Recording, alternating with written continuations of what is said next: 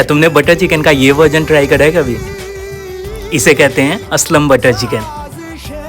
Chicken leg में cuts लगा के इसे हमने 2 पार्ट में मैरिनेट करना है। फर्स्ट मैरिनेशन में जाएगा ginger garlic paste, lemon juice and salt, cover करके 30 मिनट का रेस्ट देना है। अभी सेकंड मैरिनेशन में ऐड करेंगे मस्टर्ड ऑयल, कुछ powder spices and kasuri methi. Chicken legs पे इसे अच्छे से अप्लाई करके दोबारा से 1 घंटे का रेस्ट देना है। अब चिकन लेग्स को मीडियम लो फ्लेम पे पैन फ्राई करते हुए 70 to 80% डन कर लेना है। एक बाउल में ऐड करके इसे धुंगार देंगे एंड बड़े पीसेस को छोटे साइज में कट कर लेंगे। अभी रोस्टर पे इन पीसेस को हल्का सा बटर लगा के रोस्ट कर लो एंड इसमें chaat masala, fresh cream, melted butter और धनिया पत्ता ऐड करके एंजॉय।